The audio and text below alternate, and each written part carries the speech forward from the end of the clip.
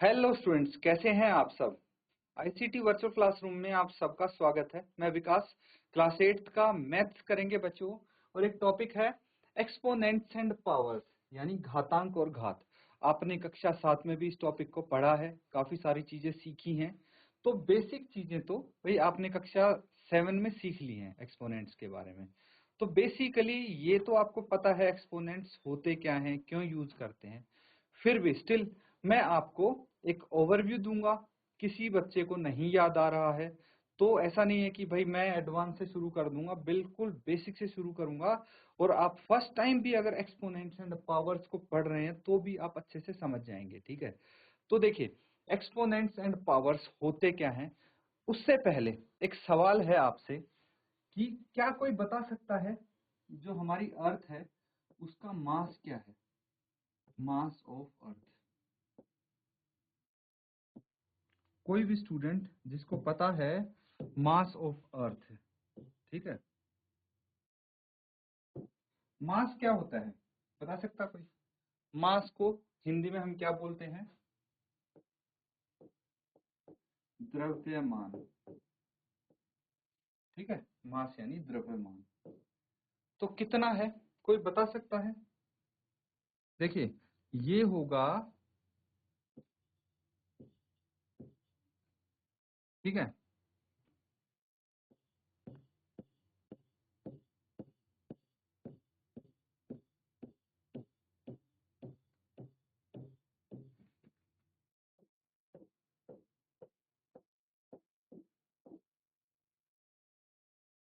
देख रहे हो, ये है।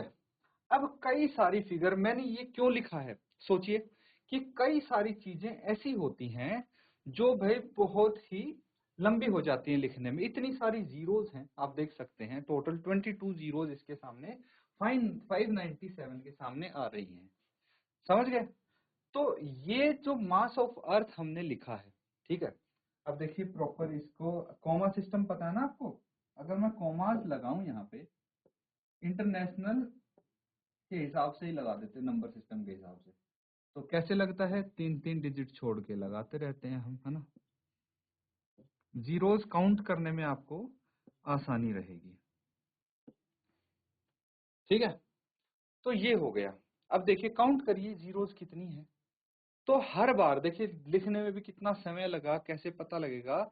और काफी स्पेस भी घेरती हैं ये चीजें। और भी बहुत सारी ऐसी चीजें हैं जो, जैसे कुछ हो गए डिस्टेंसेस हो गए, है ना। जैसे डिस्टेंस हम देखते हैं कि भाई अर्थ से लेके और सन तक का क्या डिस्टेंस होगा, प्लैनेट्स के डिस्टेंस हो गए, वेट हो गए। और भी बहुत सारी एस्ट्रोनॉमिकल यूनिट्स जो हमारी हैं उनको लिखने के लिए काफी सारी ऐसी चीजें हैं जिनको लिखने के लिए हमें बहुत सारी संख्याओं की आवश्यकता पड़ती है। तो क्यों ना हम कोई ऐसा तरीका ढूंढ लें जिससे ये भाई छोटे सी फॉर्म में हम लिख सकें इसको। तो देखिए एक काम करते हैं, 22 जीरोस तो है ना। 2 डिजिट और इधर हम डेसिमल लगा देते हैं, है ना। 597 इंटू 10⁻⁴, मतलब 10⁻⁴ जितनी भी लिखूंगा उसका मतलब उतनी ही जीरो से ये मल्टीप्लाई हो जाएगा, समझ रहे हो। अगर मैंने लिखा है 10⁻24, ठीक है, तो 5.97 को आप 10 एक के आगे 24 जीरो लगा के मल्टीप्लाई कर दीजिए। तो 2 जीरो तो इससे कट जाएंगी डेसिमल से, बाकी यही आ जाएगा। तो ये क्या है, ये एक तरीका हमने ढूंढा है जो ये बता सकता है कि भाई इतना छोटे से उस फॉर्म में भी लिख दिया और देखने में भी कॉम्पैक्ट साइज, पढ़ने में भी आसान रहेगा। अब देखिए यहाँ पे रोल आता है पावर्स एंड एक्सपोनेंट्स का, ठीक है। तो ये चीज आपने देखी है, 10 है, इसकी घात 24 है ना। तो ये 10 क्या है, बेस हो जाता है। This is base. पढ़ा है ना कक्षा 7 में, ये बेस यानी आधार इसको हम बोलेंगे। दिस इज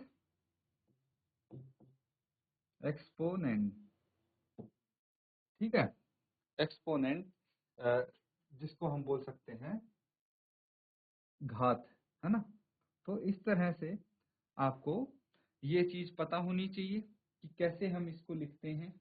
उसके बाद कुछ रूल्स भी आपने पढ़े थे, है ना, कक्षा 7 में एक्सपोनेंट्स के कुछ रूल्स पढ़े थे, तो सारी चीजें डिस्कस करेंगे। पहले इसको नोट डाउन करें।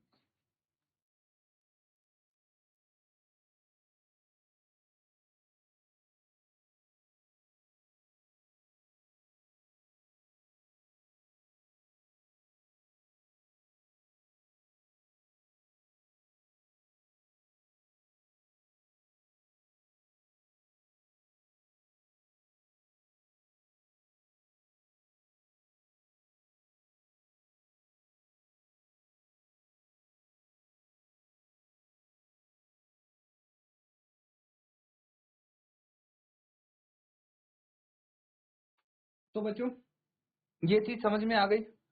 अब देखिए, पिछली क्लास में आपने क्या क्या पढ़ा था।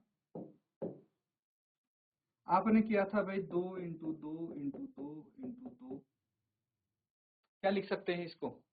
2 को 4 बारी मल्टीप्लाई किया है तो 2 की घात 4 ऐसे लिख सकते हैं। अगर 2 की पावर m है तो इसको क्या लिखेंगे? 2 × 2 × 2 और ये m तक मल्टीप्लाई होता रहेगा, है ना, चाहे कोई भी नंबर हो इसके सामने। ये चीज हमने कर ली थी। और क्या किया था? अब मान लीजिए 81 है, ठीक है, इसको हम क्या लिख सकते हैं? इसको लिख सकते हैं हम 3 × 3 × 3 × 3, यानी 3 की घात 4, है ना। ये बेसिक से क्वेश्चंस तो हमने कर लिए थे, इसमें तो दिक्कत नहीं होगी। अब देखिए, अगर मैं बोलूं कि भाई 2 की घात -2 है, ठीक है भाई, यहाँ पे जो पावर है वो ऋणात्मक हो गई, तो इसको कैसे लिखेंगे, कैसे रिप्रेजेंट करेंगे, ये चीज हम यहाँ पे सीखने वाले हैं, ठीक है।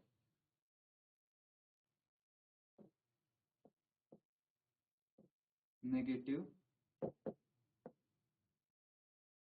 पावर्स ऑफ एक्सपोनेंट्स, ठीक है।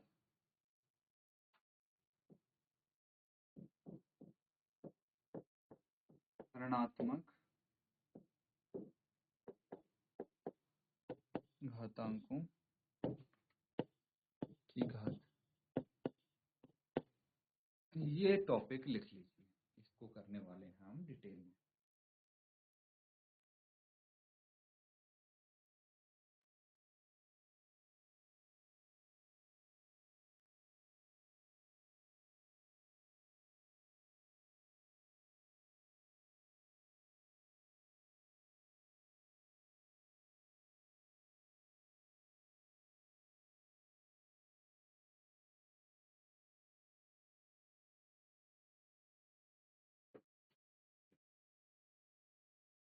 ठीक है, इसको थोड़ा सही ऑर्डर में लिखेंगे हम।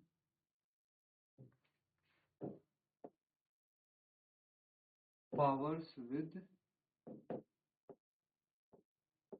नेगेटिव एक्सपोनेंट्स, ठीक है। तो देखिए, यहाँ पे कोई भी आपके पास जैसे 10 की पावर है 2, ये तो सीधा सीधा आपको पता है कि 100 लिख देंगे, है ना। लेकिन अगर है 10 की पावर -2, तो इस केस में क्या करते हैं, ध्यान से समझना। इस केस में हम इसको, जो ये 10 है ना, इसकी पावर है -2, तो मैं पूरे नंबर को डिनोमिनेटर में ले आऊंगा, ठीक है। रेसिप्रोकल इसका कर देंगे हम। रेसिप्रोकल पता है ना क्या होता है? तो ये क्या हो जाएगा? 10 की पावर 2, यहाँ पे आके ये पावर पॉजिटिव हो जाएगी। अगर ऐसा हो कि 1/10⁻³ ठीक है, रेसिप्रोकल कीजिए 10⁻³ पॉजिटिव हो जाएगा ऊपर जाके। समझ रहे हो चीजें? तो इस तरह से आप कर सकते हो, जैसे 10⁻⁻5 इंटू 10⁻³ ये है। तो कैसे करेंगे? 10⁻³ अपॉन 10⁻5 ऐसे हो। अब एक चीज और, कुछ रूल्स थे जो आपने प्रीवियस क्लास में सीखे थे, हाँ, तो इम्पोर्टेंट वाली चीजें हम डिस्कस कर लेते हैं। अगर a⁻m है अपॉन a⁻n है, तो इस केस में हम क्या करते थे? यहाँ पे लिख देते थे a⁻m - n, है ना। अगर ये डिवाइड में थे तो पावर घट जाती थी, बेस सेम होना चाहिए, है ना। जो इसका आधार है वो समान होना चाहिए, दोनों में बेस सेम है। अगर आप ऐसे लिखते हैं a⁻m इंटू a⁻n, तो इस केस में क्या होगा? बेस सेम है यहाँ पे, तो हमारी पावर्स ऐड हो जाती थी m प्लस। याद आ रहा है कुछ? इस तरह से करते थे। तो भाई सेम यहाँ पे भी वो लॉजिक लग सकता है आपका। चलिए आगे डिटेल में डिस्कस करेंगे इसको। ये कुछ रूल्स भी हैं जिनको आप एक बार रिवाइज कर लीजिए।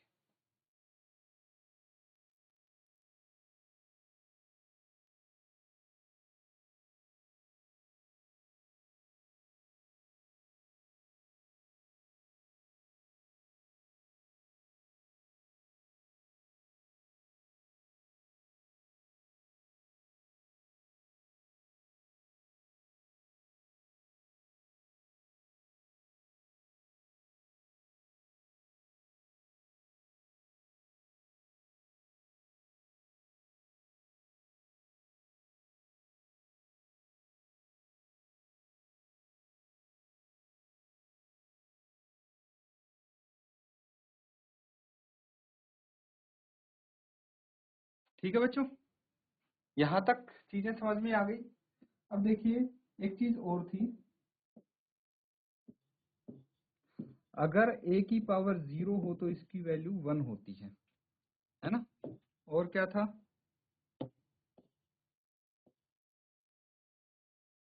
और अगर a की पावर m इंटू b की पावर m ऐसे हो तो a b की पावर m ऐसे हो जाएगी, है ना।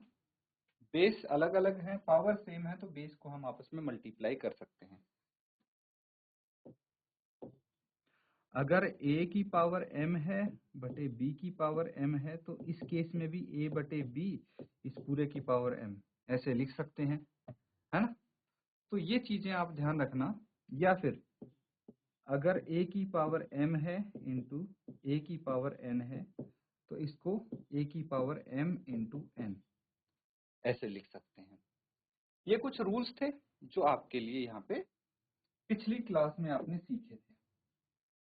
अब देखिए,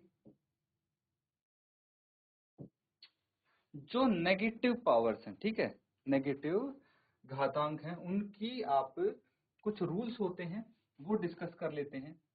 तो जैसे 2 - 3 इंटू 3 - 4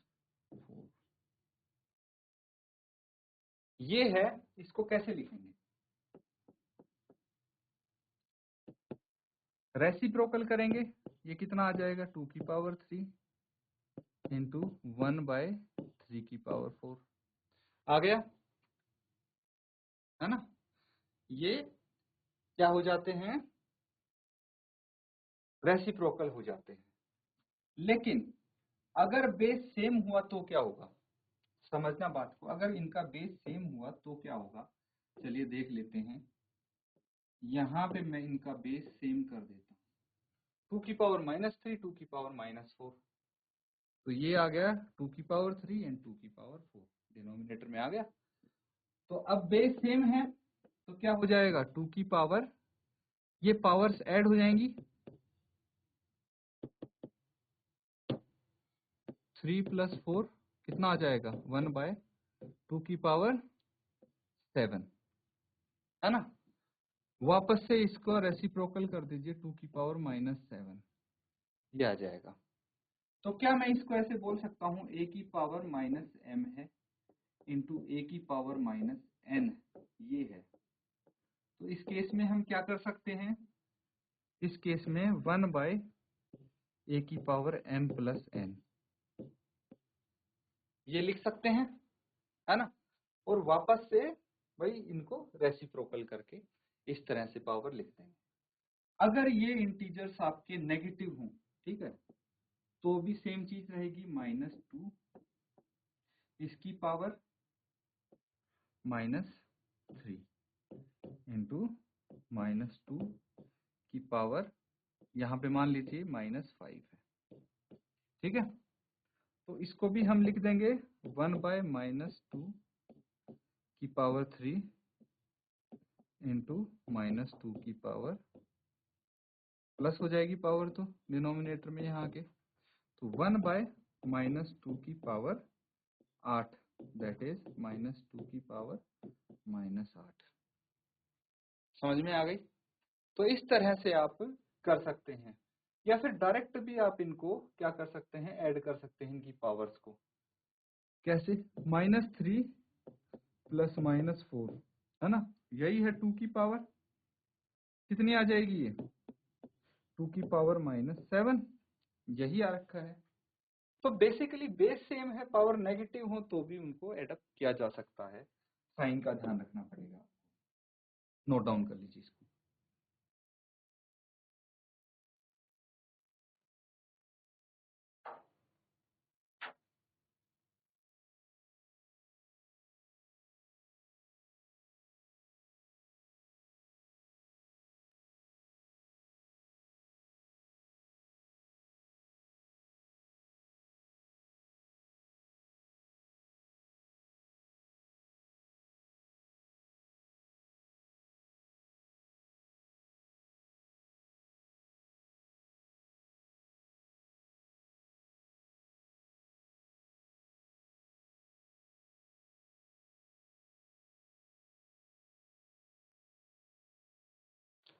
ठीक है बच्चों, कुछ क्वेश्चंस करेंगे अब।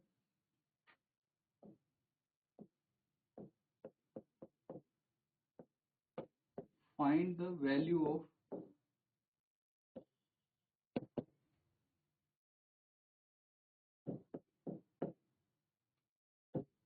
टू की पावर -3 1/3 की पावर -2। चलिए फटाफट सॉल्व करके बताइए क्या वैल्यू होंगी इनकी।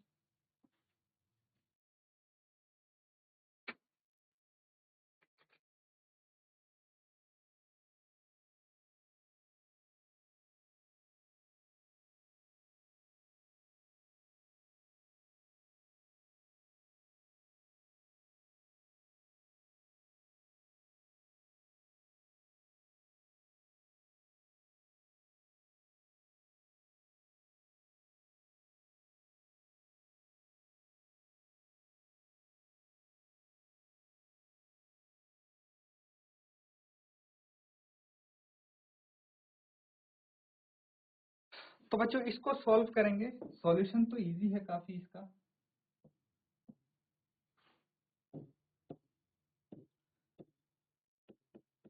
सबसे पहले फर्स्ट पार्ट देखते हैं। ये है आपके पास 2 की पावर -3, तो क्या लिख सकते हैं इसको, इसको लिख सकते हैं 1/2 की पावर 3, रेसिप्रोकल कर दिया। क्यों, क्योंकि हमें पता है बिकॉज a की power -m is equal to 1/a की पावर m होता है ना। ये लॉज तो आपने अभी सीखे हैं। तो इसको हम लिख सकते हैं 1/2 इंटू 2 इंटू 2, दैट इज 1/8। ये वैल्यू आ गई भाई, 2 की पावर -3 की वैल्यू है 1/8। समझ में आ रहा है। इसी तरह से सेकंड पार्ट देखिए, दूसरा भाग है इसका, 1/3 की पावर -2 है, ठीक है। तो ये क्या हो जाएगा, 3 की पावर 2 हो जाएगा, that is 3 into 3 is equal to 9, है ना। वही चीज होगी, 1/a की power -m is equal to a की पावर m, है कि नहीं। नोट डाउन कर लेंगे इसको।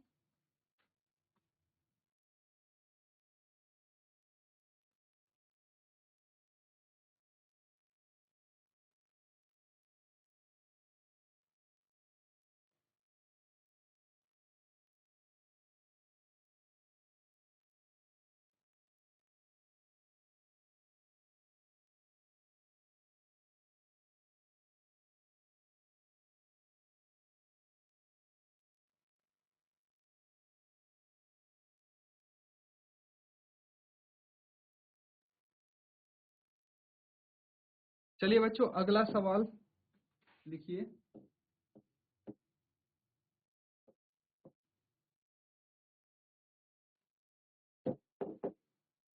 Simplify -4 to the power 5 into -4 to the power -10, ठीक है। एंड इसी का एक पार्ट है 2 की पावर 5 डिवाइडेड बाय 2 की पावर -6, यही है। चलिए इनको सॉल्व करके बताइए क्या आएगा आंसर।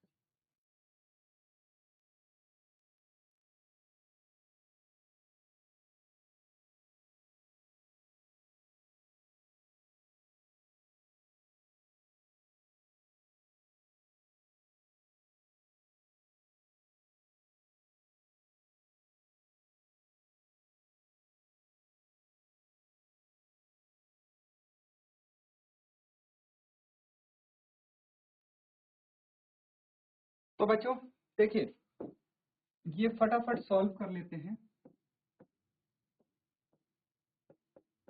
फर्स्ट पार्ट यहाँ पे क्या है, -4 की पावर 5 इंटू -4 की पावर -10, बिकॉज a की पावर m इंटू a की पावर n क्या हो जाता है, a की पावर m प्लस n, यही होता है। अब भाई माइनस है तो साइन भी हम साथ में रखेंगे। तो देखिए -4 है, इसकी पावर 5 है, प्लस -10, है ना। क्या आ जाएगा, ये आ जाएगा -4 एंड 5 -10, दैट इज -4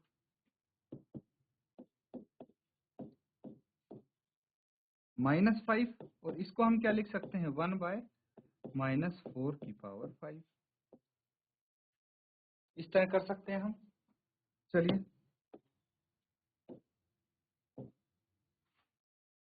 यहाँ पे लिख देता हूं मैं। अगर सेकंड पार्ट की बात करें, 2 की पावर 5 डिवाइडेड बाय 2 की पावर -6 है। हमें पता है कि a की power m divided by a की पावर n क्या होती है, a की पावर m माइनस n, है ना। माइनस कर देते हैं अगर डिवाइड हो रहे हैं तो बस यहाँ पे भी हमें वही करना है, 2 की पावर 5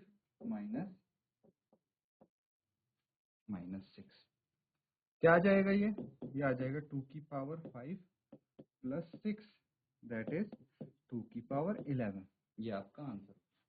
नोट डाउन कर लेंगे बच्चों इसको, और जो हमने यहाँ पे कॉन्सेप्ट्स किए हैं, क्वेश्चंस किए हैं, उनको अच्छे से रिवाइज जरूर करें।